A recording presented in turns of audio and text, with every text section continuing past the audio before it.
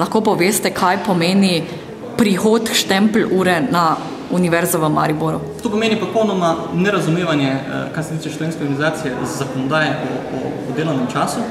Univerza v Mariboru je tako kot vsak drugi delodajalec, javni delodajalec, dolžen voditi evidenco prihoda in odhoda iz delovnega mesta, ker mi moramo vedeti, ali je delavec prišel v službo, ali ga ta dan ni bilo v službo, ker na osnovi tega temelji plačilo potnih stroškov, temelji plačilo malice, temelji plačilo vseh ostalih stvari, ki morajo biti evidentirane. V nasprotnem primeru izplačujemo stvari nezakonito. In v primeru obiska računskega sodišča, če to nimamo urejeno, dejansko je univerza, v tem primeru tudi rektor in vsi dekani, odgovorni zaradi nezakonitega poslovanja. Vsakemu je pa jasno, da so profesori delajo bistveno dlje kot 7 ur in da bo tudi v prihodnje delali bistveno dlje kot 7 ur. In mi ne predpisujemo nobene štempelj ure, mi predpisujemo samo to, kar je po zakonu urejeno. In na dekanih je, kako bo sistem evidentiranja uvedel. To ni na nas. In določene fakultete te pravilnike že imajo že kar nekaj let in za tiste fakultete se ne bo čisto nič spremenilo. Tiste fakultete, ki pa nimajo teh pravilnikov, bojo pa, okolikor ne bojo sprejeli lastne metodologije, pač velja univerzitetni pravilnik, ki ga bo sprejel kolegi dekanov po javni obravnavi in kasneje podpisal rektor. In tukaj je dejansko vsi dekani skupaj soodločajo o tem in je potrebna večina dekanov. Tako da tudi tukaj ni nobeno vprašanje. Dekani se pa tega zelo dobro zavedajo, ker so dejansko tako materialno kot kazensko odgovorni skupaj z rektorom, če bilance ne štima in pa če računovodstveni izkazi niso jasni.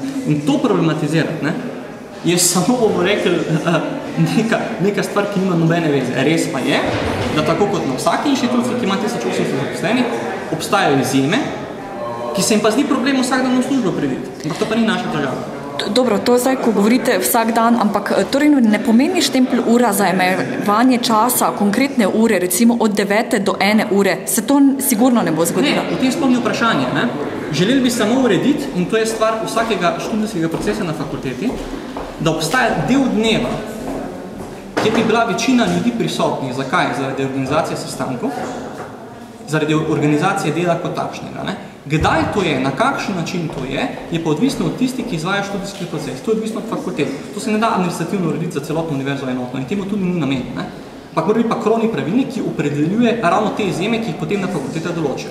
Kaj bo sledilo tistemu, ki ne bo tega upošteval? Tako kot v vsaki delovni organizaciji.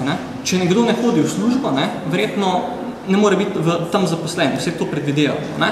Ampak gre se samo za to, da sploh ni težava. Profesori s tem ne bo imeli noben problem. Ampak ne more pa nekdo pričakovati, da bo dobil izplačilo malice in potnih stroškov, če ni evidence, ali je prišel v službo. Na osnovi česa pa ne računovodstvo to izplača.